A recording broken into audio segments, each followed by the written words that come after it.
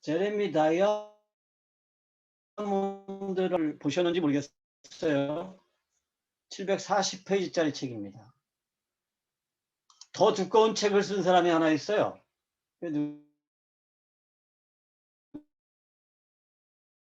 누구냐면 텔아비브에 있는 텔아비브 대학이죠. 텔아비브 대학의 교수가 문명과 전쟁이라는 책을 썼는데, 그 책은 무려 공통적으로 하는 말이 있어요. 자기들이 자료를 엄청나게 많이 수집을 했는데 이 자료 중에서 어떤 거를 넣고 어떤 거를 빼야 될지를 너무너무 고민하다가 보니까 더 이상은 뺄 수가 없어서 책이 이렇게 두꺼워졌다, 그런 얘기들을 해요. 제가 맡은 강의가 코비드-19와 세계관의 변화입니다. 왜 이 얘기를 하느냐 하면, 사실은 성경적인 세계관이라는 게 뭐 1시간으로 끝날 수 있는 게 아니에요. 근데 1시간에 끝내달라고 부탁을 받아서 도대체 그럼 뭔 강의를 해야 되나 고민하던 끝에 결국은 그냥 오늘 성경적인 세계관의 서론을 얘기해야 될 것 같습니다. 그래서 코로나19와 세계관의 변화, 올바른 세계관을 어떻게 가리킬 건가 하는 부분에 대해서 잠깐 좀 다루려고 그럽니다. 사실은 저는 코로나19가 세계관을 변화시킬 수 있다고 보진 않습니다. 그런데 우리가 다 고민해야 되는 게 뭐냐 하면, 세계관을 올바로 가리켜야 된다, 세계관을 우리가 올바로 정립시켜줘야 된다라고 하는 게 우리에게 굉장히 중요한 사역이다라고 하는 것에 대해서는 뭐 다들 동의할 거라고 믿습니다. 그런 의미에서 이번에 코로나19를 거치면서 우리가 한번 모여서 이 세계관이라고 하는 게 뭐고, 이 세계관이 어떻게 제대로 정립해 나가야 되는 건지를 함께 고민해 보도록 그렇게 하겠습니다. 세계관이라는 게 뭘까요? 세계관은 이런 겁니다. 세상이 어떻게 만들어졌느냐, 또 세상을 움직이는 힘은 뭐냐, 여기에 대한 개개인의 생각을 가리킵니다. 이게 세계관이에요. 그러니까 세상은 어떻게 해서 만들어졌느냐, 또 세상은 어떤 힘에 의해서 움직여지느냐, 이런 게 세계관이죠. 그러다 보니까 이 세상의 세계관은 아마 한 49억 개쯤 있을 겁니다. 왜냐하면 사람들마다 다 자기 나름대로의 세계관이 있으니까요. 그런데 이 세계관을 크게 세 가지로 요약할 수가 있습니다. 이거는 첫째가 진화론적인 세계관이죠. 진화론적인 세계관이고, 둘째는 신화론적인 세계관입니다. 그리고 셋째가 창조론적인 세계관이죠. 이 창조론적인 세계관을 우리가 성경적인 세계관이라고도 부르고, 혹은 존재론적인 세계관이라고도 부릅니다. 그러면 이 진화론적 세계관이라는 것은 우리가 다 알죠. 이거는 세상은 우연히 만들어졌다는 겁니다. 우연히 만들어졌고, 세상은 선택과 진화에 의해서 지금까지 발전해 왔다는 거죠. 그래서 우주는 우연히 빅뱅, 거대한 폭발이 있었고, 지금도 그 거대한 폭발이 확장되는 중이다, 이런 게 진화론적인 우주관이고, 또 우연히 지구에 생물이 생겼고 생명체가 생겼고, 이 바이러스가 분화되고 진화하면서 이 모든 생명체로 변화되었다, 이게 진화론적인 세계관입니다. 신화론적인 세계관이 있죠. 그거는 이 세상은 신들이 창조했다는 겁니다. 그 다음에 이제 창조론적인 세계관이 있습니다.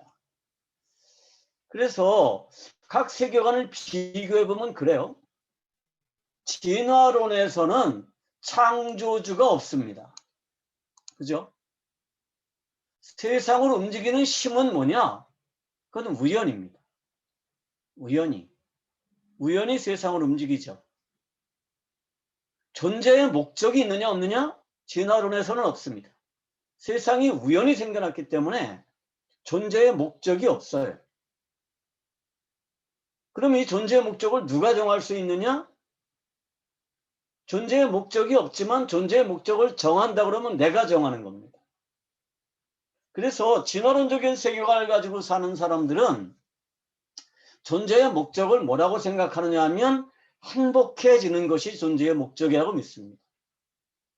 그래서 어떻게 하든지 내가 행복해지는 거. 그러니까 그게 소유를 다 버림으로써 행복해지든지 아니면 더 많은 소유를 가짐으로써 행복해지든지 행복해지면 되는 거예요. 그게 진화론적인 세계관을 가진 사람들의 목적입니다. 그래서 싸우고 남의 것 뺏고 혹은 다 포기하고 내려놓으면 그럼 행복해질 수 있다고 믿습니다. 이게 진화론적인 세계관이죠. 그러다 보니까 이 세상의 주인이 누굴까요? 이 세상의 주인은 가장 진화한 존재입니다. 그래서 인간이 모든 생명체들 중에서 가장 진화했기 때문에 인간이 세상을 지배하는 거예요. 그래서 이 사람들은 옛날에 인간이 아직 나기 전에 쥐라기 시대나 백악기 시대에는 공룡이 가장 진화했기 때문에 공룡이 세상을 지배했다고 주장합니다. 또 인간보다 더 우월한 어떤 존재가 우주에서 나타나면 그 존재가 지구를 지배할 수도 있다. 이런 생각을 하죠. 그래서 이 진화론자들은 약육강식을 당연한 거라고 생각을 합니다. 신화론적인 세계관을 가진 사람은 어떻게 하죠? 여기에도 마찬가지로 창조주가 없습니다. 그러니까 힌두교의 수많은 신들 중에 창조주가 없죠. 불교에서도 엄청나게 많은 부처들이 있는데 창조주가 없습니다. 그러니까 불교의 최고 신이라고 하는 비로나자 불도 창조주가 아니죠. 석가모니도 창조주가 아닙니다. 창조주가 없어요. 그러면 이 창조주가 없는 대신에 뭐는 있느냐? 세상을 움직이는 신들이 있는 거죠. 그것을 우리가 초자연적인 신이라고 부르죠. 그래서 제가 캄보디아를 가면 항상 볼 때마다 묻는 게 코끼리 상을 한 신이 있죠. 사람들에게 돈을 갖다 준다고 호텔에 가도 있고 어디 가도 있고 다 있어요. 그래서 그런 신들이 세상을 움직인다고 믿습니다. 여기에는 존재 목적이 없어요. 신화론적인 세계관을 가진 사람들도. 자기가 왜 사는지 존재 목적이 없습니다. 그냥 사는 거예요. 그런데 존재 목적은 누가 정하냐? 여기서도 자기가 정합니다. 그리고 그 존재 목적을 이룰 수 있도록 뭐가 필요하냐? 신의 도움이 필요한 거죠. 여기서도 마찬가지로 존재 목적은 뭘까요? 행복입니다.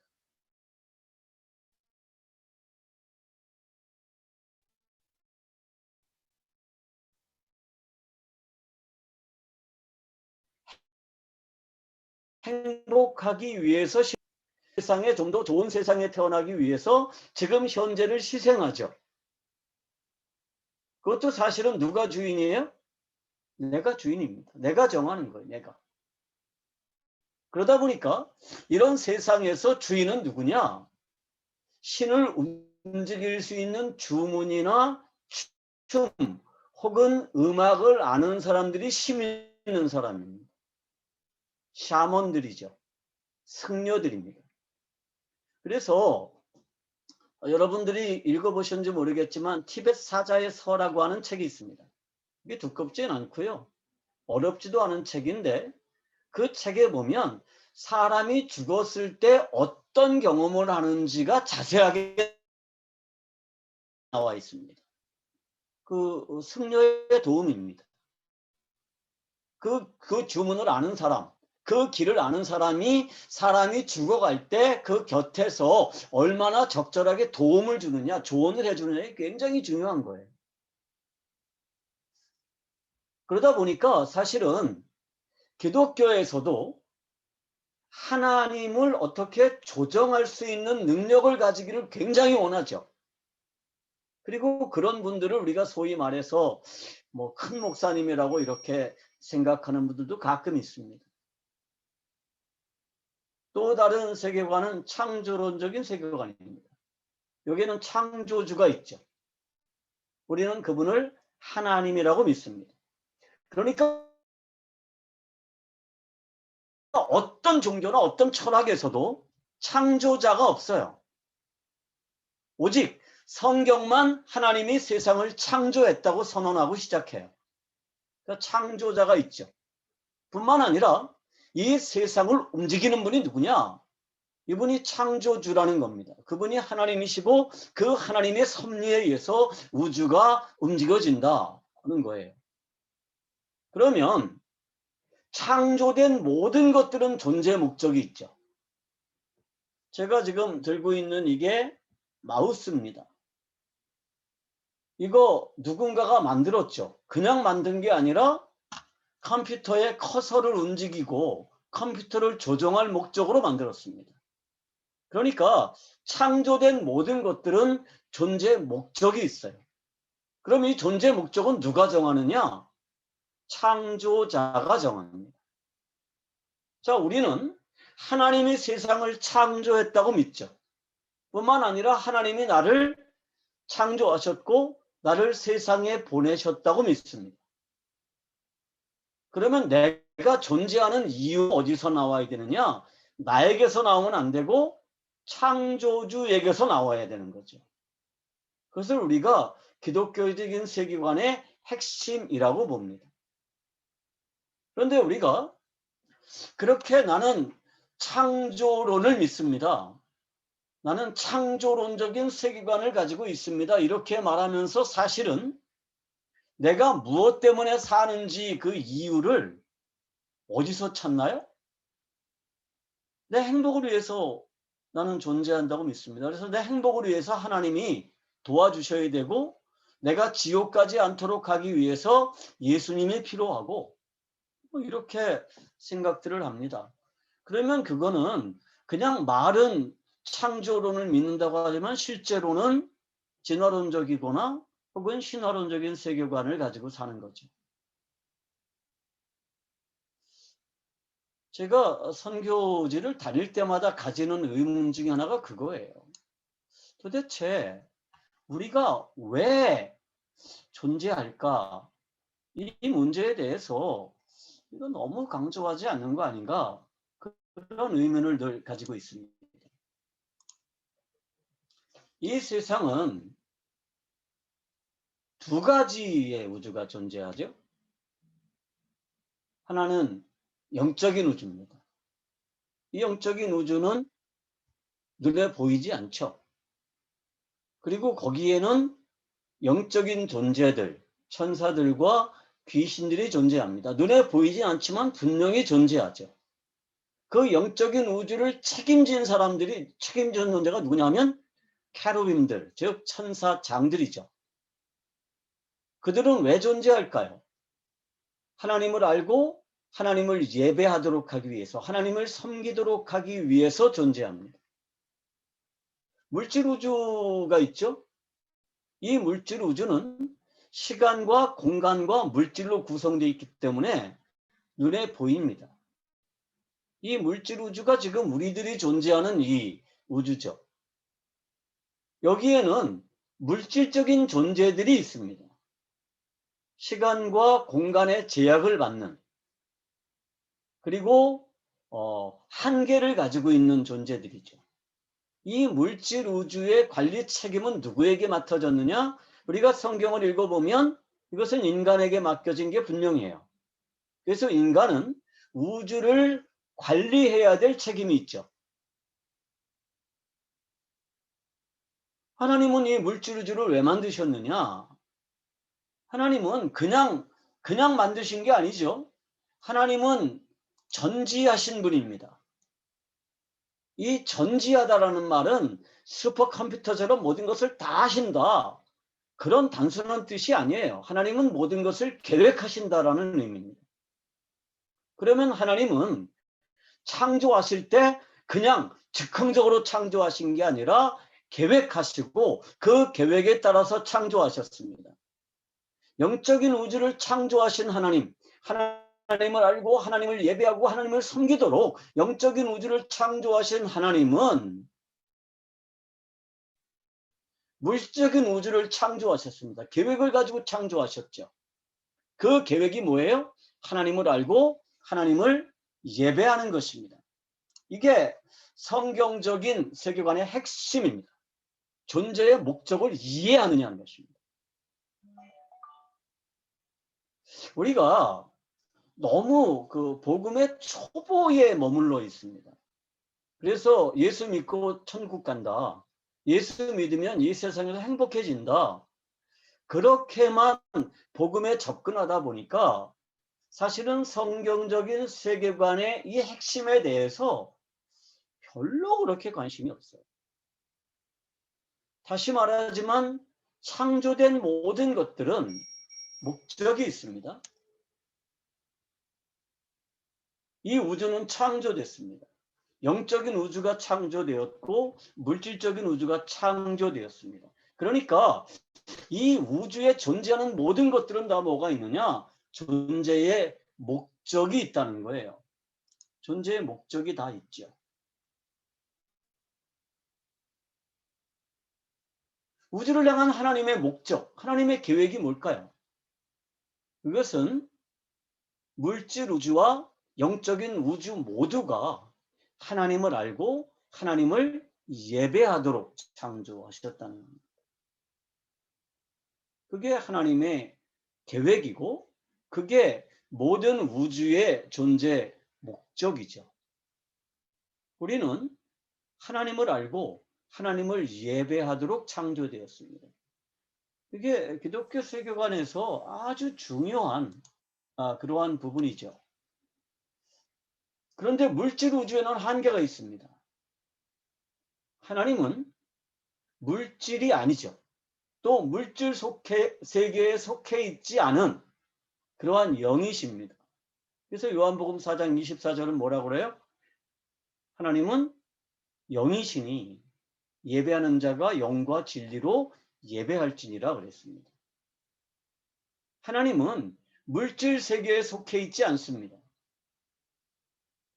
영적인 우주에 존재하는 것들, 이 천사들은요, 영이신 하나님을 알 수 있어요. 왜? 영이니까. 또 예배할 수 있었습니다. 그런데 물질 우주에 존재하는 것들은 영이 없어요. 그래서 하나님을 알 수 없고 하나님을 예배할 수 없습니다. 그래서 물질 우주에 존재하는 것들은 하나님을 알 수 없죠. 개, 고양이, 뭐 늑대, 사자, 호랑이 이런 것들은 하나님을 알 수 없습니다. 저 이성상 선교사님이 사역하시는 그 하베스트에 가면 개가 한 마리 있어요. 큰 개인데 하비라고. 그 하비가 예배할 때 늘 채플실에 들어와 있습니다. 그래도 개가 그 예배하는 건 아니죠. 그런데 하나님은 영적인 우주와 물질적인 우주 모두가 하나님을 알고 하나님을 예배하기를 원하셨어요. 여기에 이제 딜레마가 있는 거죠. 영적인 우주는 별로 문제가 없는데 물질적인 그래서 하나님이 그분의 완전하신 지혜로 뭐를 하셨느냐? 인간을 창조하셨습니다. 창세기 2장 7절을 보면 여호와 하나님이 땅의 흙으로 사람을 지으시고 생기를 그 코에 불어넣으시니 사람의 생명이 되니라 이렇게 기록하고 있습니다. 인간은요 물질로 이루어져 있습니다. 흙으로 만들었어요. 그래서 어디에 속해 있어요? 이 물질 우주에 속해 있습니다. 그런데 여호와의 특별한 창조를 통해서 뭐가 됐느냐? 생명이 됐습니다. 살아있는 영, 다시 말해서 영을 가진 육체가 됐습니다. 그래서 인간은 육체를 가지고 있기 때문에 물질 우주에 속해 있지만 하나님의 생기를 통해서 어디에도 속하느냐? 영적인 세계에도 속할 수 있습니다. 그래서 인간이 왜 중요하냐 하면요. 사람들은 인간이 인격을 가지고 있기 때문에 중요하다고 생각해요. 그런데 인간이 왜 중요하냐 하면 이 물질적인 우주를 알고 영적인 우주를 아는 유일한 존재가 인간이에요. 천사들은요. 육체가 없어요. 물질이 아니기 때문에. 그런데 인간은 육체를 가지고 있으면서 동시에 모두 알 수 있느냐?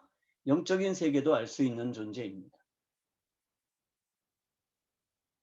그래서 하나님은 인간을 이 물질 세계의 관리자로 세우셨습니다. 그래서 인간 안에 하나님이 들어와 계시기 때문에 인간이 가는 곳에는 뭐가 나타나느냐? 하나님의 영광이 나타났습니다. 그래서 인간은 하나님의 영광을 가장 완벽하게 반영하는 존재였어요. 그래서 물질 우주에 존재하는 모든 것들은 인간을 통해서 하나님을 볼 수 있었습니다. 인간을 통해서 하나님을 알 수 있었고 인간과 함께 하나님을 예배할 수 있었어요. 그게 인간의 독특한 점이죠.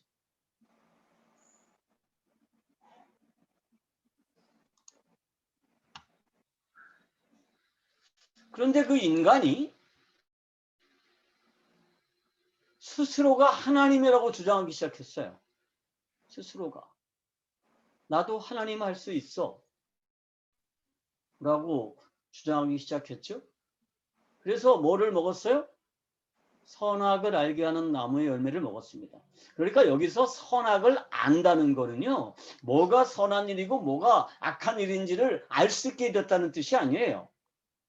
사실은요. 여기서 중요한 거는 선이라고 하는 건 뭐예요? 존재 목적에 합당한 게 선이에요. 악은 존재 목적에 합당하지 않은 게 악입니다. 그러니까 선악을 구별할 수 있게 됐다는 얘기는 뭐예요? 존재 목적을 내가 정할 수 있게 되었다는 뜻입니다. 내가 존재 목적을 정하게 되었다는 뭐예요? 내가 하나님이 되었다는 뜻입니다. 내가 하나님과 같아지겠다는 뜻이에요. 그러면 내가 하나님이라고 주장하면 그 안에 하나님의 영이 거할 수가 없습니다. 그래서 하나님이 떠났어요. 그 이후로 인간은 더 이상 하나님의 영광을 반영할 수 없게 된 거죠. 우리가 이 사실을 분명하게 인식하지 못하면 내가 도대체 무엇 때문에 존재해야 되는지, 하나님이 우주를 왜 만드셨는지에 대해서 인식하지 못하고 동의하지 못하면 그럼 우리는 하나님의 백성으로 살 수가 없는 거예요. 여전히 반역자인 거죠. 여전히 반역자인 겁니다. 그래서 세계관이 바뀌어야 됩니다. 세계관을 바꾸는 게 왜 중요하냐 하면 사실은 이스라엘의 역사를 보면 우리가 알 수가 있어요. 이스라엘을 하나님이 애굽에서 구원하셨죠. 하나님이 이스라엘을 왜 애굽에서 구원하셨나요? 일반적으로 우리가 이해하는 것은 그런 겁니다. 하나님의 백성인 이스라엘이 애굽에서 노예가 되는 게, 노예로 사는 게 너무 불쌍해서 이스라엘을 애굽에서 구원해냈다라고 생각합니다. 근데 이게 굉장히 세속적인 세계관으로 봤을 때 그래요. 사실은요. 하나님이 이스라엘을 애굽에서 구원해낸 이유는요. 노예로 살고 있는 이스라엘이 불쌍해서가 아니라 아브라함과 맺은 언약 때문이었죠. 창세기 15장 13절, 14절, 15절, 16절에 보면 이런 내용이 있어요. 하나님이 아브라함과 언약을 맺을 때 내가 너에게 아들 주고 내 후손들이 하늘의 별처럼 바다의 모래처럼 많아질 거다. 그리고 내가 이 가나안 일경을 너한테 주겠다라고 약속하고 난 뒤에 뭐라고 그러느냐 하면 너 반드시 알아라. 내 자손이 이방에서 객이 돼서 그들을 섬기기 위해서 그들은 400년 동안 내 자손을 괴롭히리라. 그게 하나님의 언약이에요. 말씀이에요. 그러니까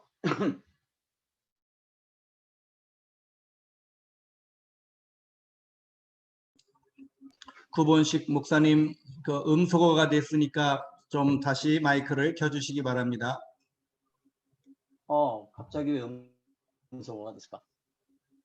그러니까 그 하나님의 계획에는 원래 그 야곱을 애굽으로 보낼 때 그들이 애굽에서 노예가 될 거는 하나님의 계획이 아니었는데, 이 나쁜 놈 그 바로가 내 백성들을 노예로 삼았어? 하나님이 바빠가지고 챙기지 못하다가 보니까 그래요. 그래서 하나님이 화가 엄청나게 나셔가지고 막 쫓아와가지고 바로를 두드려 패고 바로를 거의 반쯤 죽여서 백성들을 구원해낸 게 아니에요. 그러니까 성경을 보면 원래부터 이스라엘 백성들이, 야곱의 후손들이 애굽으로 내려가고 거기에서 뭐가 돼요? 그들을 섬길 거다라고 그렇게 하나님이 말씀하셨잖아요. 그 이유가 뭘까요? 하나님과 아브라함이 맺은 언약이 있습니다. 그 언약이 뭐냐 하면 내가 너에게 후손 주겠다. 이 가나안 땅을 너에게 주겠다라는 거예요.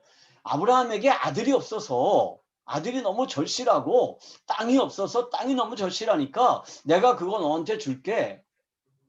그런 차원의 얘기가 아니에요. 출애굽기 6장 7절에 보면 하나님의 언약이 다시 한번 확인되고 있습니다. 그게 뭐냐면 너희를 내 백성으로 삼고 나는 너희의 하나님이 되겠다라는 거예요. 그러니까 이스라엘을 하나님의 백성으로 삼다는 얘기는 뭐예요? 하나님이 자기의 나라를 회복하겠다라는 겁니다. 하나님의 나라를 다시 세우겠다라는 거예요. 그리고 그 일을 위해서 뭐 하시는 거예요? 이스라엘을 애굽에서 끄집어내는 겁니다. 그러니까 우리가 애굽에 내려진 재앙을 바로의 불순종에 대한 징벌 혹은 하나님의 심을 보여주기 위한 것이다, 이렇게 이해하는 것은 아주 세속적인 세계관입니다. 하나님이 제일 세, 내가 최고야. 그리고 하나님은 누구만 사랑하세요? 이스라엘만 사랑해. 이스라엘만 내 새끼야. 나머지는 다 누구의 새끼예요? 내 반대편에 있어. 그러니까 죽여야 돼. 그런 하나님이라고 인식을 하는 거예요. 그게 보통 세상이 이해하는 하나님이란 분입니다. 성격 까칠하고 말 안 들으면 죽여버리고 지옥 보내고. 근데 사실은 애굽에 내려진 재앙의 핵심은 뭐냐면 이스라엘의 세계관을 바꾸기 위한 전쟁이었다는 겁니다. 자, 애굽에서 400년 동안 노예로 살 때 이스라엘 백성들은 하나님을 잃어버렸을까요? 잊어버리지 않았었다는 거 우리가 충분히 이해할 수 있습니다. 다만 하나님은 어떤 분이에요? 그냥 종교적인 관념 혹은 우리들의 민족신, 이 정도의 신이었어요. 그리고 그 땅에서 400년을 살다 보니까 뭘 가지고 살았을까요? 지극히 애국적인 세계관을 가지고 살았습니다. 그러니까 우리는 하나님의 백성이야. 하나님이 우리를 선택하셔서 우리는 아브라함의 후손이야. 이런 희미한 정체성은 가지고 있지만 사는 건 뭘 가지고 살았느냐? 애국적인 세계관을 가지고 살았다는 뜻입니다. 애국적인 세계관이라는 게 뭐예요? 신화론적인 세계관입니다. 신들이 세상을 만들었다. 누가 만들었는지 몰라요. 그리고 신들이 세상을 어떻게 한다? 지배한다. 그래서 뭐 해야 돼요? 신들에게 잘 보이면 그러면 우리가 이 땅에서 행복을 보장받을 수 있다라고 하는 게 애국적인 세계관입니다. 그런데 그 애국적인 세계관을 바꾸시기 위해서 하나님이 전쟁을 하시는 거죠. 누구를 위해서? 바로를 위해서가 아니에요. 바로는요, 그렇게 혼이 나도 세계관이 안 바뀌었습니다. 누구를 위해서냐 하면 하나님의 백성으로 선택된 이스라엘의 세계관을 바꾸기 위해서 하나님이 전쟁을 하시는 거죠. 그게 애굽에 내려진 10가지 재앙의 핵심입니다. 첫 번째 재앙이 뭐예요? 나일을 죽이는 거죠. 이스라엘 사람들은요, 나일을 예배의 대상이라고 생각했습니다. 나일을 예배했죠. 그래서 나일의 수호신의 이름이 크눔이에요. 그리고 하피라는 신도 나일의 수호신이에요. 그런데 그 나일의 수호신과 하피가 죽었어요. 그래서 나일이 뭐로 변했어요? 피로 변했습니다. 뿐만 아니라 그 나일엔 누가 있느냐 하면 물고기를 보호하는 하토, 네이토 이런 신들이 있었어요. 그렇게 믿었습니다. 그런데 그 하토, 네이토가 죽었어요. 그러니까 어떻게 됐어요? 모든 물고기가 다 죽었어요. 당시에 애굽 사람들은 나일은 애굽의 풍요와 번영을 가져다 주는 신이라고 생각했고 그 나일을 예배했습니다.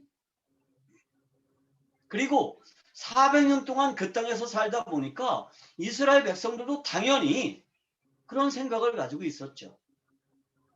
나일이 있으니까 이 땅에 풍요가 있는 거야. 나일이 있으니까 이 땅이 번영하는 거야. 그런데 애굽의 번영은 나일 때문이 아니라 하나님이 주시는 것이다. 이거를 가리키기 위해서 나일강을 피로 만드신 거죠. 두 번째 재앙은 개구리 재앙입니다.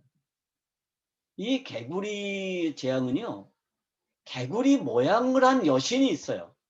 그 여신의 이름이 헤켓이라는 신입니다.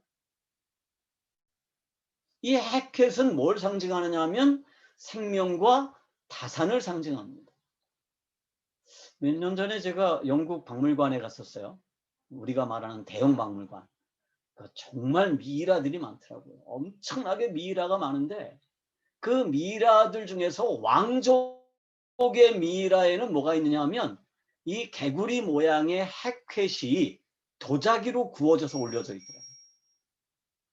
그러니까 이 사람들은요, 이 개구리 모양의 여신이 자기들에게 생명을 주고 다산을 준다고 생각했습니다. 그런데 하나님이 어떻게 하셨어요? 개구리를 오히려 이용하셔서 애굽 땅에 재앙을 내리셨습니다. 그게 개구리 재앙입니다. 그 다음 재앙은 이 재앙이죠. 이는요, 아코르라고 하는 신이 있어요. 이 아코르가 모든 가축의 보호자입니다. 그런데 이 아코르를 하나님이 무력하게 만들었어요. 그러니까 어떻게 됐어요? 이가 번성하게 됐습니다. 아코르가 가축을 보호하는 게 아니에요. 파리재앙도 마찬가지죠. 파리재앙은요, 캐플이라고 하는 신이 있습니다. 이 캐플은 어떻게 생겼냐면 투구풍뎅이 모양으로 생겼어요. 그러니까 쇠똥벌레 모양으로 생겼죠. 미라라는 영화를 여러분들이 혹시 보셨는지 모르겠지만 거기 보면 그 개똥벌레 소똥벌레 그 버젤처럼 생긴 그 벌레가 인간의 살을 막 파고 들어가 가지고 몸으로 막 들어가는 장면이 나오는데 그게 캐프리라고 하는 신이에요. 그런데 이 캐프리가 모든 환경을 장악한다고 믿습니다. 그래서 지구 환경을 깨끗하게 해준다고 생각했죠.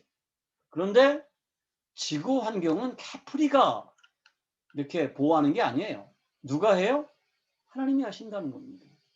그 다음 재앙은 악질 재앙이에요. 그 악질 재앙은요, 황소신이라고 하는 아피스가 있고요. 또 다산의 암소신이라고 하는 무비네스라는 신이 있습니다. 이 신들이 소들을 보호한다고 믿었어요. 뿐만 아니라 암소 모양의 어머니 여신인 하토르라고 하는 신도 있습니다.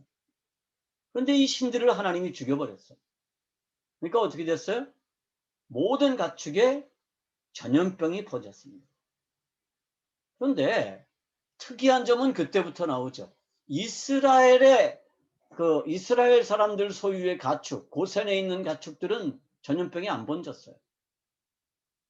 그 다음에 이제 악한 종기 질병이 있죠. 재앙이 있습니다. 이 악한 종기는요, 붉게 타들어가는 피부병입니다. 이 피부병은요, 사실은 악마의 눈을 가진 티폰이라는 놈이 만들어내요. 티폰이 그 피부병을 막아줘요. 막아주는데 하나님이 티폰을 무력하게 하니까 그때부터 많은 사람들에게 이 약한 종기가 막 생기기 시작했고, 이때부터는 마술사들이 자기들도 걸려가지고요, 어떻게 힘을 쓸 수가 없었어요.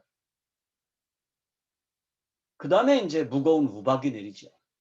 이 우박은요, 대기의 신이라고 하는 수를 쟁취한 겁니다. 근데 이때부터 바로의 신하 중에서도 어떤 사람들이 있었냐면 모세의 말을 듣는 사람들이 있었죠. 그래서 이 사람들은요, 바로의 말을 듣고 어떻게 해요?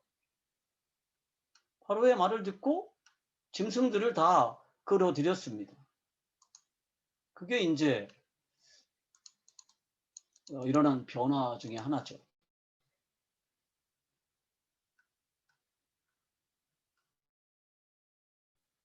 메뚜기 제안도 마찬가지. 어떻게 된 거냐 하면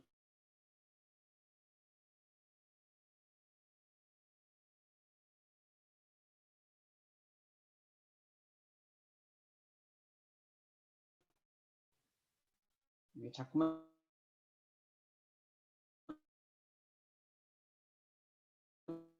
내려가 버립니다. 자연의 신도 있는데요, 그 자연의 신을 하나님이 무력하게 만들어 버렸습니다. 그러니까 어떻게 됐느냐? 메뚜기 떼가 자연을 해치죠. 그 다음에 이제 9번째 재앙이 흑암재앙입니다. 이 흑암재앙을 어떤 사람들은 일식이라고 생각해요. 근데 일식으로 인한 어둠이 아닙니다. 이 재앙은요, 태양신 라의 죽음입니다. 그러니까 당시의 세계관으로는 태양신인 라가 빛을 준다고 생각했습니다. 그래서 태양신이 최고의 신이에요. 왜냐하면 빛을 주니까. 빛이 있어야 만물이 살 수 있으니까. 그런데 이 태양신 라를 하나님이 처리해 버렸습니다. 내가 죽였다고 말하고 싶은데, 그러니까 그때서야 사람들은 뭘 기억하기 시작했을까요? 저는 아마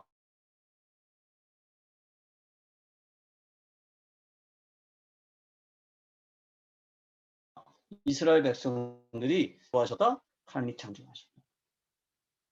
그리고 마지막 죽음이, 마지막 재앙이 장자의 죽음이죠. 모든 애굽에 있는 장자들이 다 죽었습니다. 당시에 바로는요, 태양신 라하고 지하 세계의 여신인 이시리스, 그러니까 이 바로는 죽지 않아요. 신이니까. 그래서 어떻게 해요? 죽을 때가 되면 거대한 피라미드를 짓고 어머니의 세계인 지하 세계로 이사 가는 겁니다. 그래서 지하 세계에는 어머니의 세계를 상징하는 그림들이 그려져 있고, 그래서 바로는 죽지 않고 그리 가는 거예요. 그런데 누가 죽었어요? 바로의 장자가 죽었습니다. 그것도 몰래 죽은 게 아니에요. 모든 애굽의 장자들이 다 죽는 그 소동이 일어났는데, 야, 바로의 아들도 죽었다더라. 이런 게 아마 탑뉴스로 나왔을 거예요. 그러니까 그때서야 사람들은 뭘 생각했느냐 하면, 아, 맞구나. 맞아. 하나님이 유일하신 하나님이셔. 이거를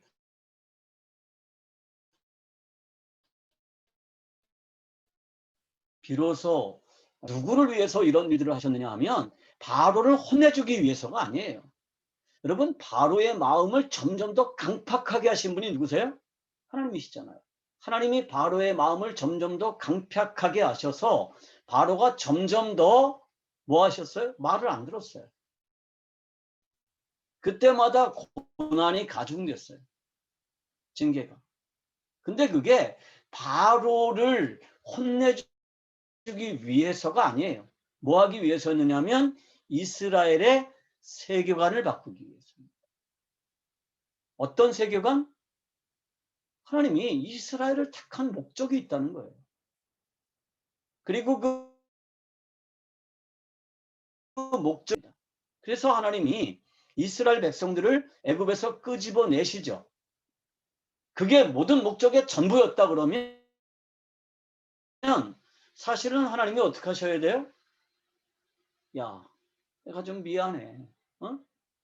내가 너무 바빠가지고 너희들에게 신경을 못 썼다. 그랬더니 저 바로라는 놈이 너희들을 노예로 만들어서 이렇게 고생을 시켰네. 야, 미안해. 이제 내가 너희들 거기서 해방시켰으니까, 어? 그리고 내가 저기 가나안에 땅도 마련해놨어. 그러니까 이제부터 그리 가. 그러면 거기 젖과 꿀이 흐르는 땅이야. 거기 가서 행복하게 잘 살아. 응? 그리고 너희들이 가면 내가 나중에 그리 찾아갈 수도 있어. 빠이빠이, 짜이젠. 그러신 거 아니에요. 어떻게 하시죠? 하나님이 함께 가세요. 왜 하나님이 같이 가실까요? 하나님의 나라를 세우기 위해서입니다. 그러니까 이스라엘 백성들은 애굽에서 단지 구원된 게 아니라 뭘로다가 부르심을 받은 거예요? 하나님의 백성으로 아브라함을 선택하셔서 아브라함과 언약을 맺으시고 아브라함의 후손들을 부르셔서 같이 어디로 가는 거예요? 가나안으로 가시는 거예요. 그리고 그곳에서 뭐 하세요? 하나님의 나라를 세우시는 거죠. 그래서 이스라엘의 세계관을 바꿔야 됩니다. 어떻게 바꾸느냐? 하나님은 지역신이 아니다라는 겁니다. 당시에 모든 신들은 뭐가 있어요? 지역성이 있습니다. 이 신은 이 지역을 다스리는 신이에요. 그런데 하나님은 지역신이 아닙니다. 하나님은 팔레스타인의 신이 아니에요. 하나님은 가나안의 신이 아닙니다. 뿐만 아니라 하나님은 민족신이 아닙니다. 우리가 정말 오해하는 것 중에 하나가 뭐냐면 하나님을 민족신이라고 오해하는 겁니다. 하나님은 이스라엘의 신이다. 그리고 우리는 이스라엘 백성들로 편입됐다. 이런 거죠. 하나님은 민족신이 아니에요. 하나님은 온 우주의 유일하신 신입니다.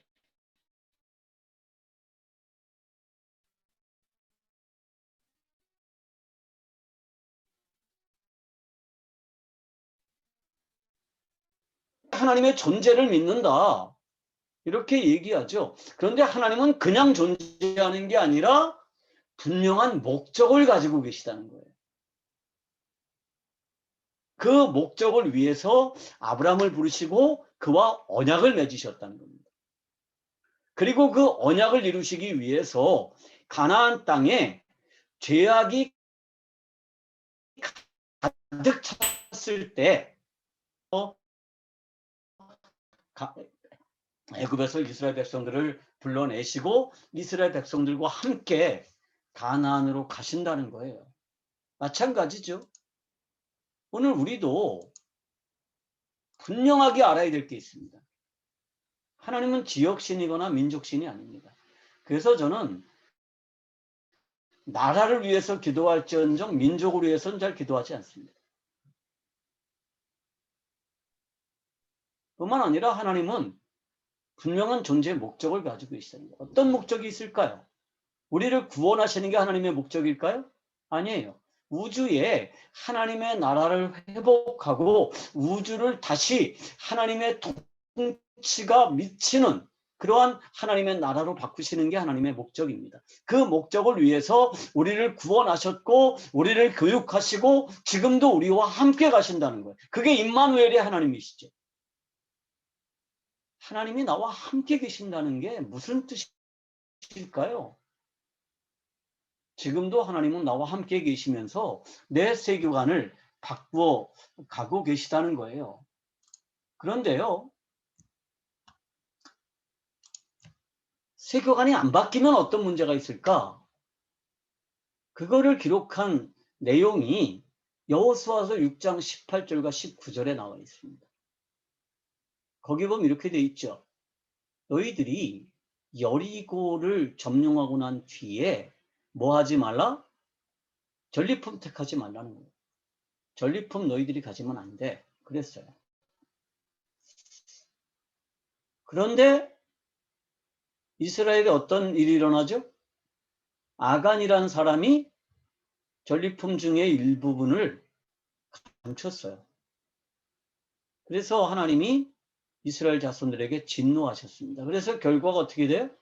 여리고는 무너뜨렸는데 여리고보다 훨씬 더 작은 그런 조그만 성 하나를 점령을 못하고 거기서 굉장히 많이 죽죠. 아이라는 성에서. 근데 여러분 한번 생각을 해보세요. 사람들이 왜 전쟁을 하죠?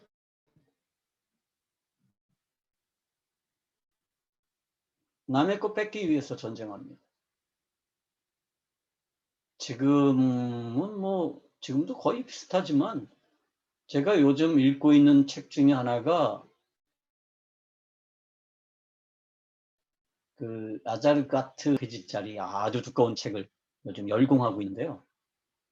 거기에서 전쟁의 목적이 뭐냐 하면 약탈이라고 이렇게 주장을 해요. 그리고 엄청나게 많은 근거 자료들을 들어서 설명하고 입증을 하죠.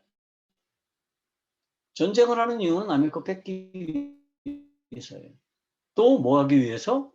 내 것 지키기 위해서 전쟁합니다. 이게 전쟁의 목적이어서 전쟁은요. 인간 치는 장소가 어디냐 하면 그게 전쟁터예요.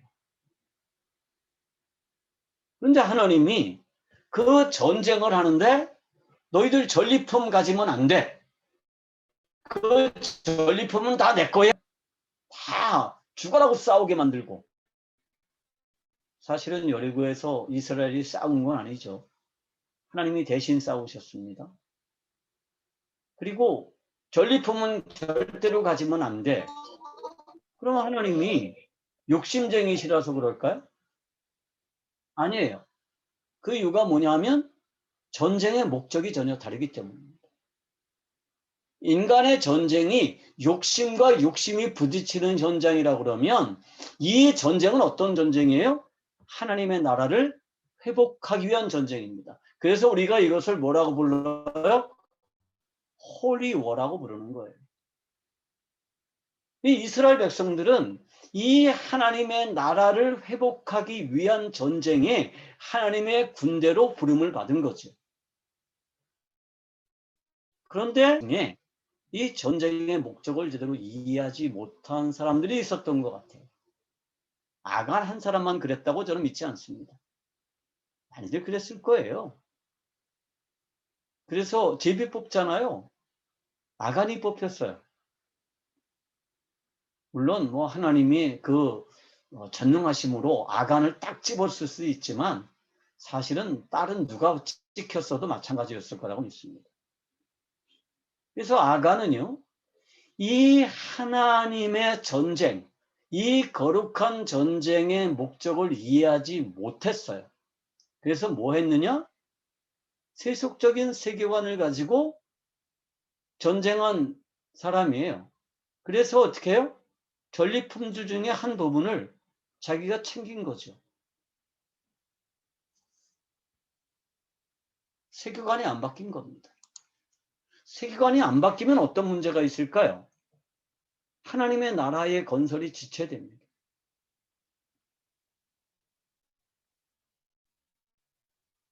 그리고 교회가 고통을 당합니다. 오늘 이 컨퍼런스에 참석하신 선교사님들이 정말 온 세상을 다니면서 복음을 전하고 엄청나게 수고하죠. 복음은 복잡하게 전하면 안 되죠. 심플하게 전해야 돼요. 그런데 복음을 전하고 그 다음에 제자훈련 과정을 통해서 뭐 해야 되느냐? 세계관을 바로 세워줘야 됩니다. 자칫 사람들에게 예수 믿으면 너도 행복해질 수 있어. 그걸로 끝난다 그러면 우리는 그냥 기독교라는 종교를 전해주는 겁니다. 예수 믿으면 너도 마음 편해질 수 있어. 예수 믿으면 너 다음에 죽어서 천당 가. 그걸로 끝나버린다 그러면 그냥 기독교라는 다른 종교를 전해주는 거죠. 하나님의 나라를 세울 수는 없습니다. 하나님의 목적과는 상관이 없어요. 저는 사실은 선교 현장을 여러 나라를 다녔습니다. 중국의 모든 주들을 거의 다 다녔고요. 중국에 있는 대도시들은 거의 다 가서 사역을 했습니다. 제가 늘 안타까운 게 그거예요.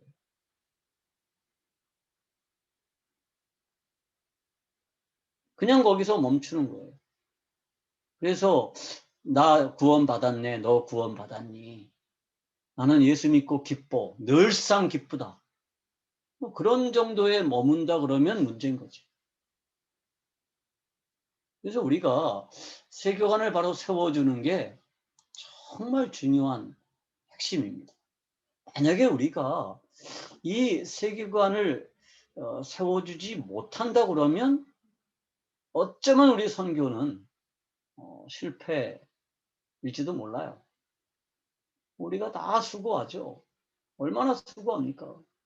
감옥에도 가고 죽을 고비도 넘기고 뭐 현장에서 교통사고도 나고. 저도 사실은 7년 전에 베트남 하노이에서 정말 중한 뇌졸중이 와가지고 뭐 거의 죽음을 경험했어요. 정말 죽을 뻔했습니다. 그런데 하나님이 아직 네가 해야 될 일이 있다 그래서 한국으로 빨리 오게 하시고 완전히 마비된 상태에서 중환자실에 입원했다가 회복시켜 주셔서 지금은 누구도 내가 그 뇌졸중을 심하게 앓았던 사람이라는 거를 모르죠. 내가 얘기하지 않으면. 선교사님들 뭐 그런 간증들 수없이 많잖아요. 죽을 뻔하다 살았다. 그런 간증들 많은데요. 그게 우리가 세계관을 정말 바꿔주지 않으면 그러면 우리 선교는 어쩌면 실패일지도 몰라요. 오늘 제가 페북을 보다 보니까 캄보디아에서 선교하시는 분인데 이분이 그런 말을 하더라고요. 캄보디아 사람들은 좀 그렇게 피동적인지 모르겠다. 자기 센터에 있는 학생들이 교실에 수도가 고장이 나도 절대로 안 고친대요. 그럼 선교사님이 고쳐야 된대요. 그럼 선교사님은 내가 이걸 고치면 얘네들이 나를 본받고 배우겠지. 근데 아니라는 거예요. 그러면 얘네들은 뭐라고 생각하냐면 저거는 선생님이 고치는 거야. 당연히 그렇게 생각한다는 거예요. 그래서 제가 거기다 이런 댓글을 달았습니다. 그게 식민지를 경험한 사람들의 특징입니다. 식민지를 경험한 사람들은요, 거짓말을 잘하는 사람이 영웅이에요. 그래서 식민지를 경험한 나라 사람들은요, 거짓말을 정말 잘해요. 우리나라도 그렇죠. 우리나라의 사기 범죄가요, 일본의 500배예요. 일본 사람들보다 한국 사람들의 사기 범죄가 500배예요. 위증은 몇 배냐? 400배예요.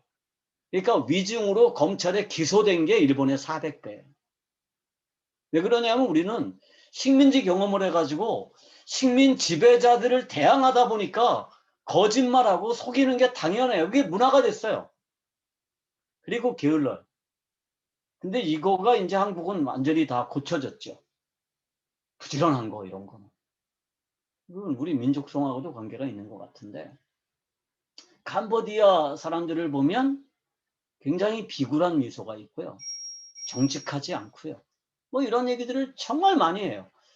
그러니까 선교사님들이 정말 그 현지민들을 막 무시하고 막 야단치고 이러는 분들 참 많이 만나더라고요. 제가 캄보디아에 이렇게 가서 보면. 그래서 제가 정말 이들에게 필요한 게 뭘까? 복음이라는 거예요. 복음. 언젠가 그 캄보디아에서 한국에서 오신 큰 교회 목사님을 만나서 같이 교제를 나눌 수 있었는데 그분이 내가 세계관 강의를 한다 그러니까 5분간 세계관이 뭔지를 설명해 보래요. 그래서 제가 웃었거든요. 제가 5분을 드릴 테니까 세계관이 뭔지를 자기한테 설명해 달라. 그래서 제가 웃고 말았습니다. 근데 나중에 식사하면서 자연스럽게 제가 한 얘기가 뭐냐 하면 기독교 세계관의 핵심이 뭘까요? 복음을 제대로 아는 겁니다. 복음을 제대로 아는 겁니다.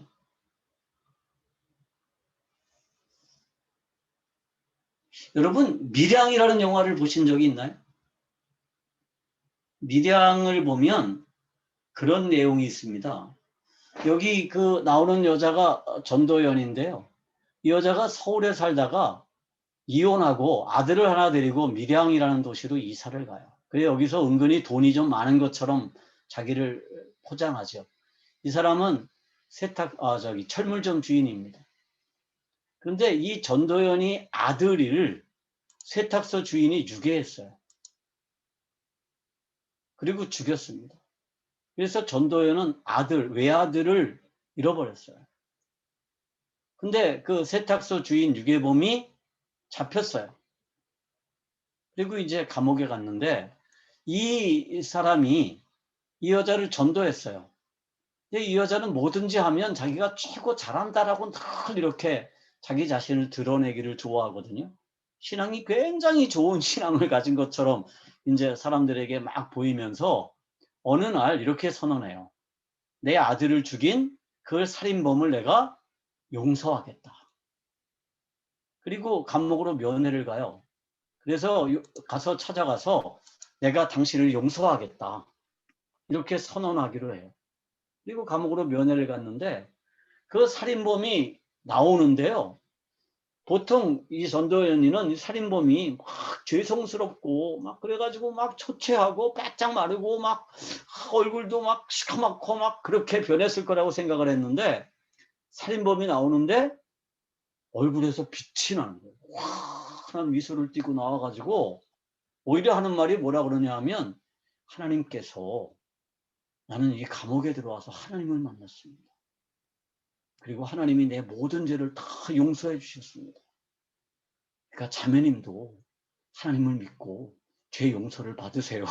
이렇게 오히려 이 전도연이를 전도했습니다. 살인범이. 그러니까 이 여자가 요즘 애들 말로 빡이 돌았어요. 그래서 내가 아직 용서하지 않았는데 제일 피해를 본 사람은 난데 내 아들을 죽였는데 내가 아직 용서하지 않았는데 하나님이 왜 용서해? 하나님이 뭔데? 하나님이 용서하면 다야? 난 아직 용서하지 않았는데. 그러면서 이제 뭐 별짓을 다 하죠. 이 남자랑 안 눕히고. 그게 이제 그 밀양이라는 영화의 줄거리입니다. 그러니까 밀양이라는 그 소설을 쓴 그 이청준 씨가 하고 싶은 얘기는 그거예요. 과연 하나님이 인간의 죄를 용서하는 게 맞느냐 하는 겁니다.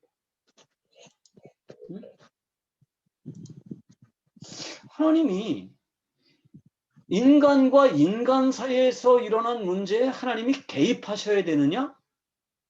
여러분 어떻게 생각하세요? 내가 이성상 선교사님한테 뭔가를 잘못했어요. 거기에 하나님이 개입하셔야 돼요?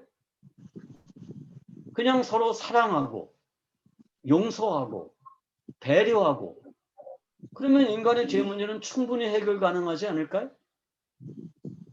이게 보통 사람들의 생각입니다. 그래서 천주교에서도 아주 중요한 게 이런 거예요. 용서, 사랑, 배려 이런 거죠. 그래서 사실은 천주교 신자들이 기독교 신자보다 훨씬 더 잘 살아요. 이런 문제에 있어서. 훨씬 착해요. 불교도 마찬가지예요. 내 친구 중에 불교 승려가 하나 있거든요. 그 불교 종단에서 아주 칸을 지는 친구인데요. 불교에서도 이 얘기 많이 하죠. 서로 배려하고 양보하고 욕심 부리지 않고 그러면 다 평안해질 수 있다. 행복해질 수 있다. 그러잖아요. 그러면 인간의 죄 문제는 충분히 해결 가능하지 않을까요? 근데 거기에 꼭 하나님이 개입하셔야 되나요? 그래서 사람들이 이렇게 비난하죠. 이 예수 믿는 놈들은 말이야 나쁜 짓은 다 해놓고 주일날 교회 가서 하나님께 용서해달라고 빌면 돼. 그러잖아요. 인간 사이에서 일어난 문제인데 왜 하나님이 개입하세요? 아들이 죽었어요. 그런데 하나님이 아들 죽인 살인범을 왜 용서하세요? 나는 아직 용서하지 않았는데? 그게 이제 문제인 거죠. 근데 우리는 알죠? 인간의 죄는 반드시 하나님께서 용서하셔야 된다는 겁니다. 왜 그럴까요?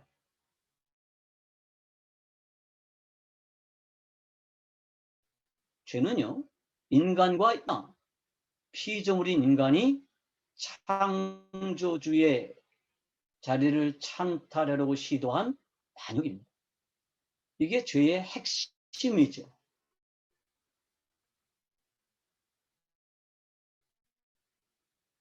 그래서 이 반역죄, 인간의 죄를 용서할 수 있는 분은 오직 누구냐? 하나님이시라는 겁니다. 이 반역죄가 일어난 것을 우리가 일반적으로 다들 이해하죠. 이게 에덴 동산에서 벌어진 일이죠. 하나님이 아담을 찾아오셨습니다. 그럴 때 아담은 어떻게 했어요? 두려워서 숨었습니다.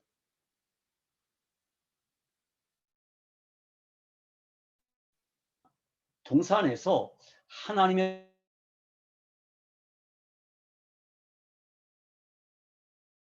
소리하여 숨었나이다. 이렇게 기록되어 있습니다. 부끄러워서 쓰는 게 아니에요. 제가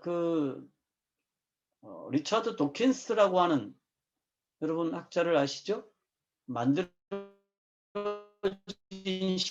신이나 이런 무신론 철학자들이 얘기하는 게 뭐냐면 아담이 하나님으로부터 도망친 이유가 부끄러워서였다라고 생각합니다. 옷을 안 입었기 때문에 부끄러웠다는 거예요. 그리고 많은 기독교 신자들도 그렇게 이해해요. 제가 어느 목사님들 모임에서 이 얘기를 하니까 어떤 분이 그러더라고요. 그거 목사님 잘못 읽은 거 아니에요? 수치스러워서 숨었다 아닌가요?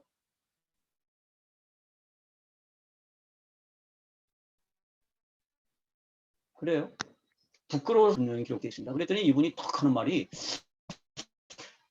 그거 원래 헬라어에서는 그런 뜻이 아닌데 번역이 그렇게 됐을지도 모르죠. 근데 여기서 두렵다라는 단어가요.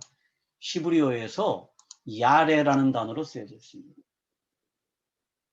이 단어가 성경에 몇 군데에 똑같은 단어가 쓰여지는데 그 중에 하나가 신명기 5장 5절입니다. 그러니까 이스라엘 백성들이 호렙산에 갔을 때 불을 무서워서 두려워해서 산에 오르지 못했습니다. 모세만 혼자 올라갔죠. 그때 두렵다라는 단어가 야레가 쓰여졌습니다. 또 하나는 사무엘상 7장 7절에 기록되어 있는데요. 이스라엘 자손이 미스바에 모였습니다.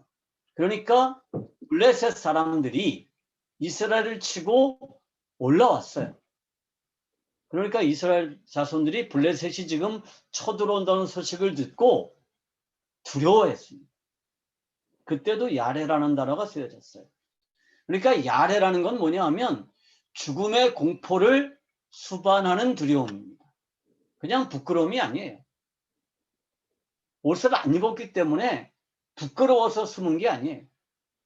두려워서 숨었습니다. 왜 두려웠을까요? 아담이 벌거벗고 있어서 두려웠습니다. 그럼 벌거벗으면 두려운가요? 저 등산 되게 좋아하거든요. 그래서 저는 주로 순회 선교사로 섬기기 때문에 이 나라 저 나라를 많이 이렇게 다니는데 한국에 있을 때는 거의 매일 등산을 해요. 그러니까 한 1시간 내지 2시간, 많으면 3시간 우리 집 앞에 산을 등산하고 1년에 2-3차례는 지리산은 주로 여름에 좀 좋아하는데요. 지리산을 종주하려면 47km를 걸어야 됩니다. 1500m급 봉우리 8개를 넘어요. 되게 힘들죠. 그리고 땀이 뭐 그야말로 쩝니다, 쩔어.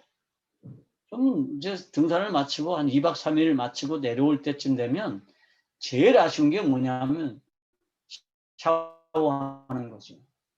내려오다 보면 계곡들에 물이 맑잖아요. 거기서 이제 목욕을 합니다. 하루는 이제 목욕을 하는데 빨개 벗고 목욕을 했어요, 혼자. 근데 여자들 3명이 자기들도 목욕하려고 씻으려고 나 있는 쪽으로 오는 거예요. 막 떠들면서.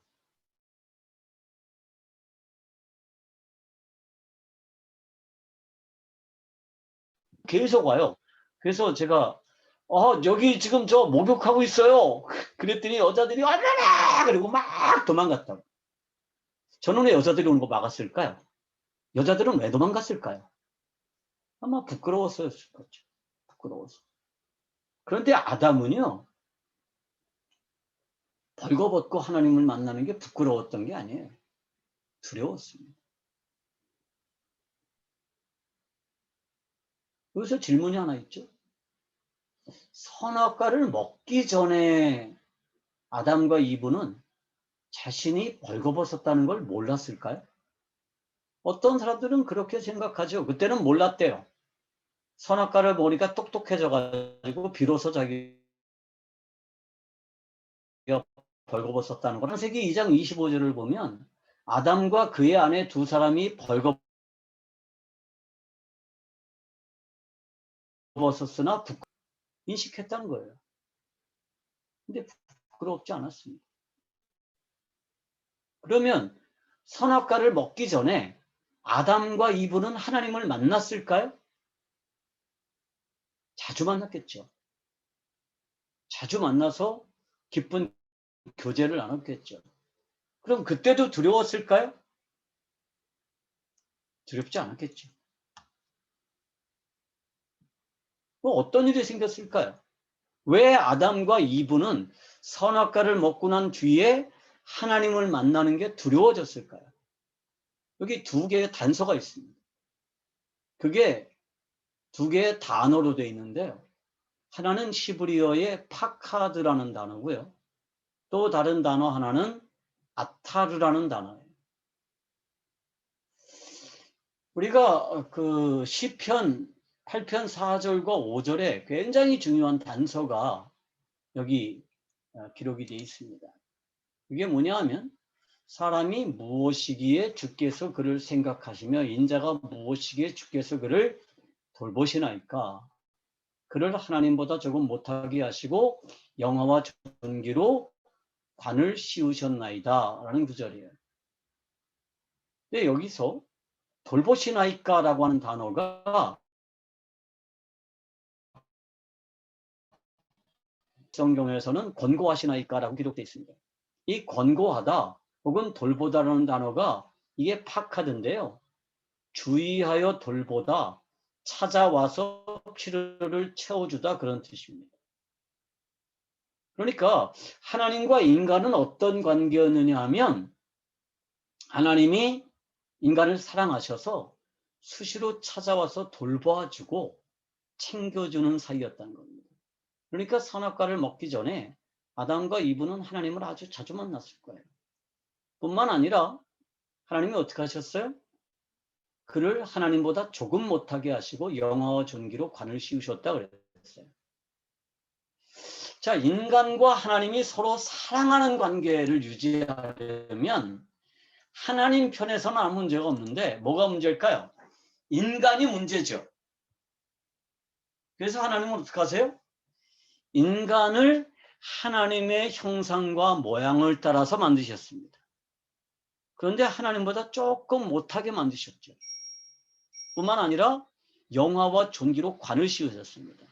여기서 관을 씌우시다라는 단어가 아타르라는 단어예요.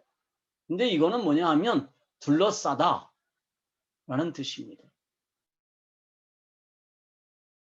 옷을 입히다 라는 단어로 번역해도 돼요. 그러니까 하나님은 어떻게 하셨어요? 인간을 자신의 모양과 형상을 따라 창조하셨을 뿐만이 아니라 뭐 하셨느냐? 하나님의 영화와 존귀로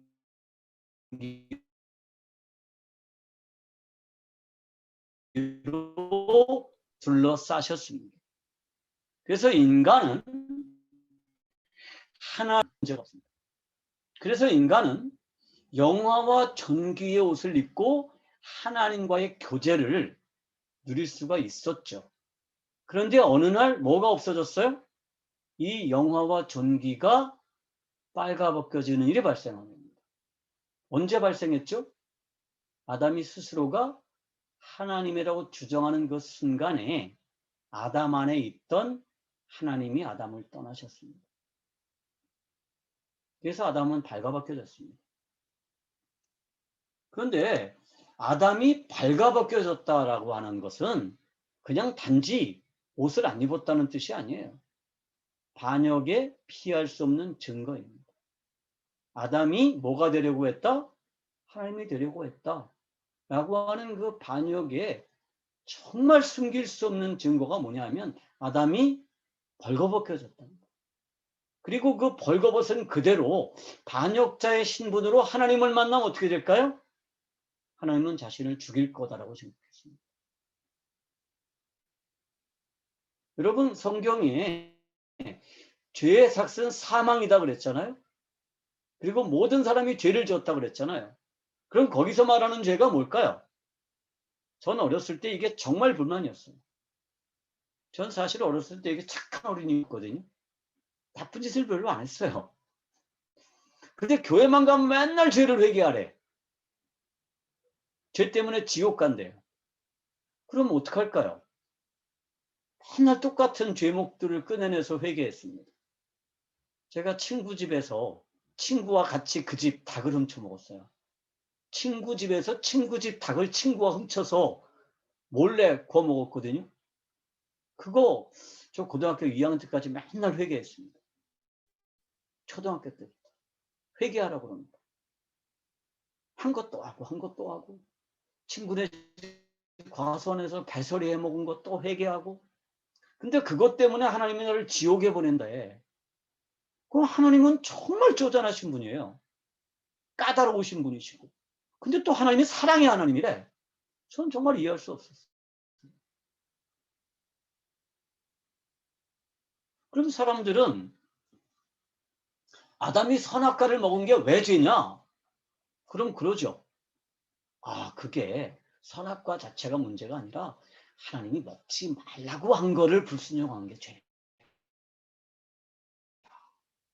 적으로 이해하는 선악과에 관한 문제입니다.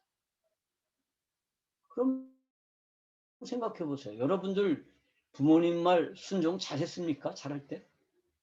여러분 자식들은 순종 잘하나요? 그 불순종했다고 죽여버립니까? 내쫓아 버립니까? 안 그러잖아요. 근데 하나님이 그렇게 했대요. 그러니까 우리가 어떻게 이해하느냐 하면 성경은 그냥 종교적인 관념으로 이해하는 거예요. 그래서 기독교를 종교로 만들어 버립니다. 그런데요, 아담을 둘러싸고 있던 하나님의 영화와 존귀가 떠나가고 아담이 발가벗겨진 이유가 뭐냐 하면 아담이 스스로 하나님이라고 주장하기 때문에. 하나님이 동시에 같이 계실 수 있나요? 하나님이 두 분일 수가 있나요? 하나님이 계신데 나도 하나님이야. 그럼 그래. 그럼 우리 공동 통치하자. 그러시나요? 우리 같이 하나님 할래? 그럴까요? 그게 안 되는 거죠. 그러니까 내가 하나님이라고 주장하는 것은 하나님에 대한 반역이에요. 그래서 하나님이 아담으로부터 떠났어요. 그때부터 아담을 둘러싸고 있던 하나님의 영화와 존귀가 발가벗겨졌죠. 그러니까 아담이 발가벗었다라고 하는 거는 불순종의 증거가 아니라 뭐의 증거냐? 반역의 증거입니다. 그래서 벌거벗었다라고 하는 거는 아담의 범죄에 대한 움직일 수 없는 증거였습니다. 여기까지만 하고 마치겠습니다. 그럼 하나님은 선악과를 왜 만들었을까 하는 문제예요.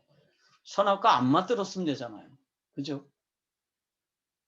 하나님이 왜 선악과를 만들어 놓고 그 선악과 먹었다고 아담을 죽여요? 선악과 왜 만들었을까? 여기 침팬지가 눈이 동그래가지고 질문하잖아요. 선악과 왜 만들었어요?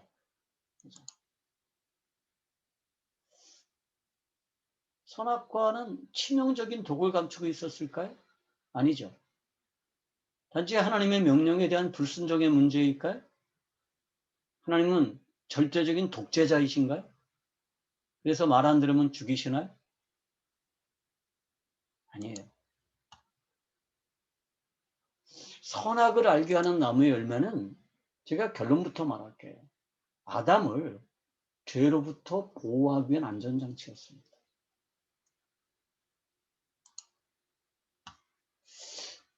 우리가 이거를 이해하려면 뭐를 알면 되느냐 하면 선악과의 위치를 알면 됩니다. 선악과는 어디 있었어요?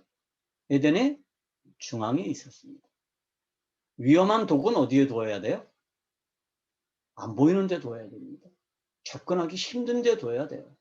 근데 중앙이라는 건 뭐예요? 늘 보이는 데입니다. 접근하기 쉬운 곳이에요. 접근하기 쉬운 곳. 그런데 하나님은 이 위험한 선악과를 거기에 두셨어요. 왜 그러셨을까요? 아담을 죄로부터 보호하기 위한 안전장치였습니다. 하나님이 두 개의 우주를 창조하셨다고 그랬죠? 영적인 우주와 물질적인 우주를 창조하셨습니다. 그런데 영적인 우주에서 큰 문제가 발생했습니다. 아마 반역이 일어났던 것 같아요. 유다서 1장 6절에 보면 이렇게 기록되어 있습니다. 또 자기 지위를 지키지 아니하고 자기 처소를 떠난 천사들을 큰 날의 심판까지 영원한 결박으로 흑암에 가두셨다. 이렇게 기록되어 있습니다. 그러니까 뭐 언제가 기회가 있으면 다음 강의 충분히 다룰 수 있는 문제인데, 그러니까 영적인 세상에서 이미 자기가 하나님이 되려고 하는 시도가 있었습니다. 그리고 그 시도를 한 그 천사장 케루빔은 우리가 마귀라고 알고 있죠. 그런데 아담도 그럴 가능성이 충분했습니다. 왜냐하면 아담은 누구를 가지고 있었어요? 그 안에 하나님의 영이 있었고 하나님의 영광을 완벽하게 반영하는 존재였기 때문에 모든 생명체들은 아담에게 복종했습니다. 아담이 위대해서가 아니라 뭐 때문에? 그에게서 드러나는 하나님의 영광 때문에. 그래서 아담은 이 물질우주에 존재하는, 에덴에 존재하는 모든 생명체를 관리하는 존재였어요. 소유자는 아니었습니다. 더더군다나 존재의 목적을 정해주는 건 아니에요. 여러분, 하나님이 자기를 소개할 때 뭐라고 소개하시죠? 나는 스스로 있는 자다, 이렇게 소개합니다. 왜 하나님이 그렇게 소개할까요? 나는 창조되지 않았기 때문에 뭐 하는 거다? 존재의 목적을 내가 정할 수 있다는 거예요. 그 말을 언제 하시냐면 이스라엘 백성들을 구원해 내기 위해서 모세를 만났을 때 하신 말씀입니다. 이스라엘 백성들을 왜 구원하셨다고요? 하나님의 나라를 세우기 위해서입니다. 그리고 이스라엘 백성들을 왜 선택하셨다고요? 하나님의 나라를 세우기 위해서입니다. 존재의 목적을 누가 정하느냐? 하나님이 정하는 겁니다. 그런데 인간이 스스로 존재의 목적을 정할 뿐만이 아니라 모든 생명체들의 존재의 목적을 정해주는 위치에 가려고 그랬어요. 그리고 아담에게서는 하나님의 영광이 드러났기 때문에 모든 생명체는 아담에게 복종했습니다. 아담이 위대해서가 아니에요.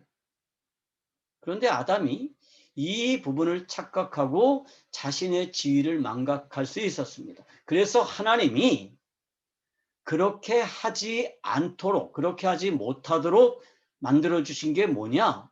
그게 선악과예요.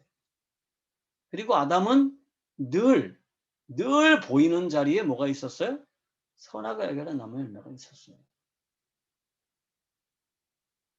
천사들 가운데서 이런 죄악이 이미 발생했기 때문에 하나님, 아담이 이런 범죄에 빠지지 않도록 만드신 안전장치가 뭐다? 그게 선악과였습니다. 그게 선악과예요. 아담이 선악과를 먹었어요. 그리고 발가벗겨졌어요. 하나님이 찾아오셨습니다. 왜 찾아오셨죠? 아담을 심판하기 위해서 찾아오셨나요? 아니에요. 하나님이 재판정을 여시죠. 그래서 재판합니다. 피고가 누구나가 등장해요? 뱀과 아담과 하와가 등장하죠. 그런데 인간의 범죄로 저주를 받은 존재가 있습니다. 누가 저주를 받아요? 마귀가 저주를 받습니다. 뱀이 저주를 받아요. 근데 이 저주라는 단어가요, 이 아라르라고 하는 단어거든요. 아타르하고 비슷한데 아라르예요. 이거는 뭐냐 하면 영원한 관계의 단절입니다. 그게 저주예요. 다시는 하나님과의 관계를 회복할 수 없는 그 지경. 그래서 야고보서 2장 19절에 뭐라 그래요? 네가 하나님이 한 분이신 줄을 아느냐? 잘 아는도다. 마귀도 믿고 떠느니라 그래요. 마귀도 하나님은 유일하신 분이시다는 사실을 알아요. 그리고 믿어요. 그런데 하나님께로 돌아가지 못합니다. 두려워서 떨 뿐이죠. 왜? 마귀는 저주를 받았기 때문에.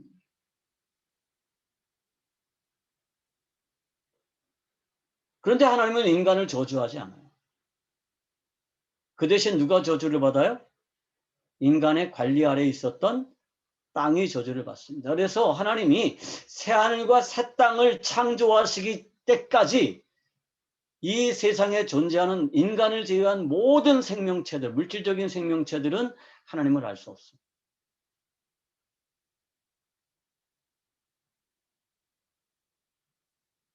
그래서 하나님은 인간을 저주하지 않으셨습니다. 그래서 우리가 요한복음 3장 16절을 다 잘 외우죠. 하나님이 세상을 이처럼 사랑하사 독생자를 주셨으니 이는 저를 믿는 자마다 멸망치 않고 영생을 얻게 하려 하심이라.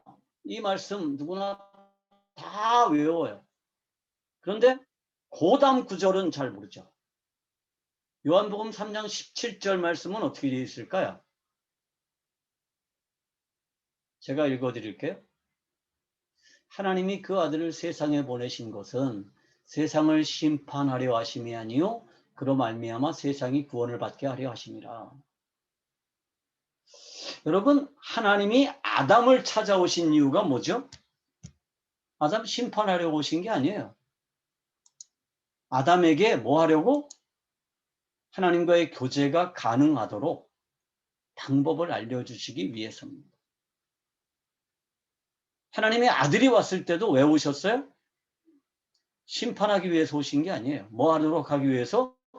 구원받도록 하기 위해서입니다.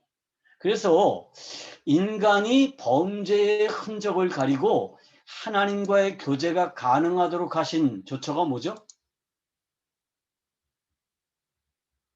그게요. 가죽옷입니다. 가죽옷을 지어 입히셨어요. 가죽옷을 지어 입혔다는 건 뭐죠?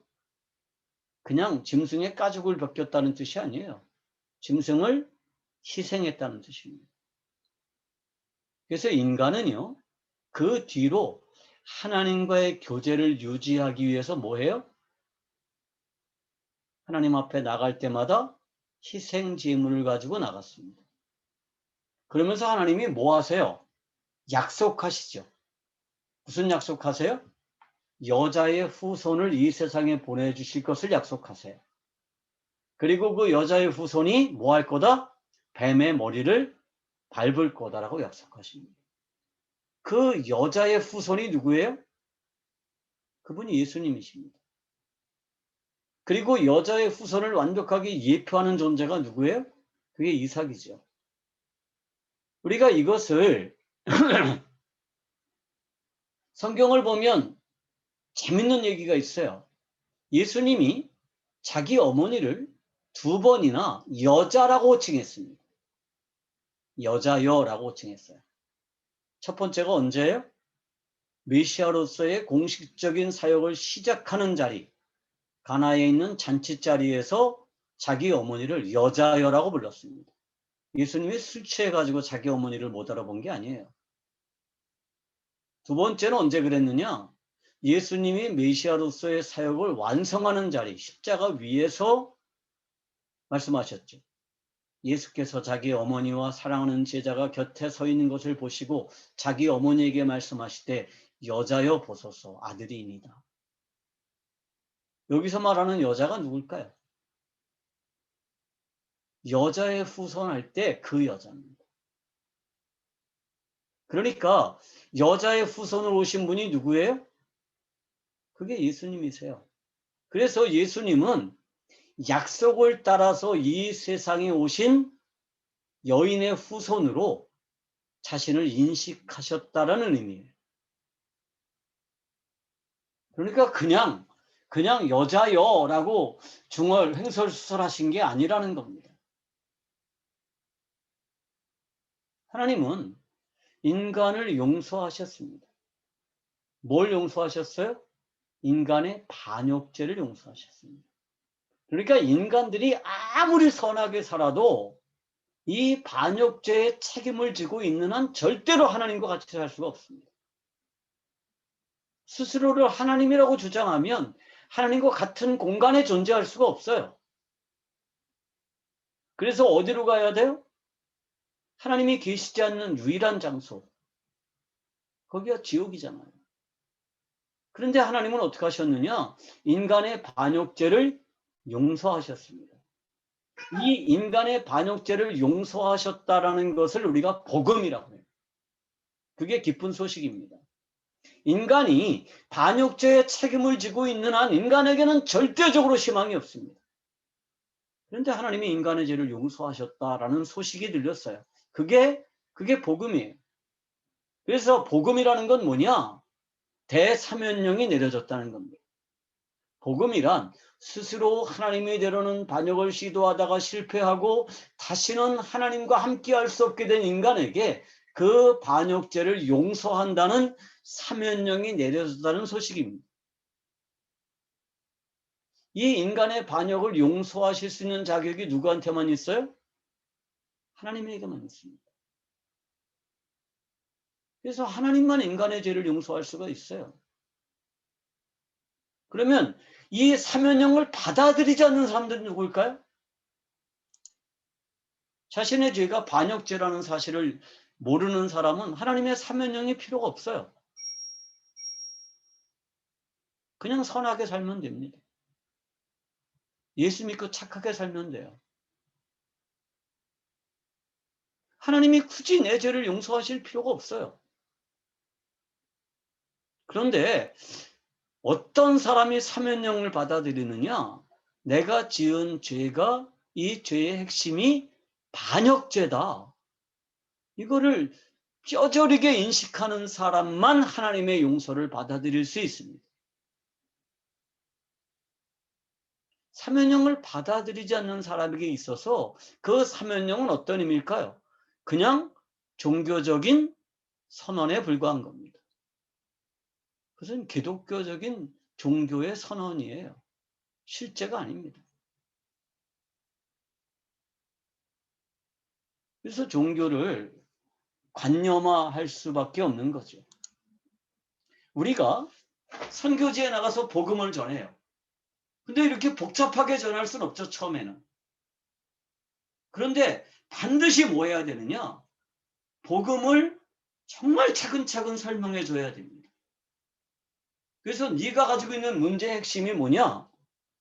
하나님을 향한 반역이야. 네가 스스로 하나님이라고 주장하는 한 하나님과 같이 존재할 수 없어.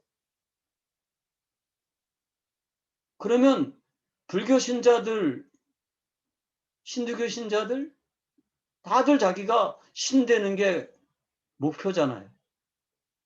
하나님과 같이 살 수 없습니다. 그러면 세계관이 바뀝니다. 물론 이것 가지고 다 되는 건 아니죠. 그 뒤에 뭐 죄 문제도 있고 창조 문제도 있고 뭐 여러 가지 문제들이 계속 가르쳐줘야 되겠지만 가장 핵심은 뭐냐? 복음을 제대로 설명하는 겁니다. 오늘 강의, 1시간 10분만 하라고 그랬는데 1시간 40분을 했네요. 죄송합니다. 제가 원래 강의가 길어서 인기가 별로 없습니다. 여기까지 강의 마치고 잠깐 기도하고 난 뒤에 질문 받겠습니다. 제가 잠깐 기도합니다. 하나님 감사합니다. 오늘 세계관의 일부분을 주의 종들과 나눴습니다. 이 말씀이 능력이 되고 이 말씀이 힘이 되게 하여 주시옵소서. 우리 주 예수님의 이름으로 기도합니다. 아멘.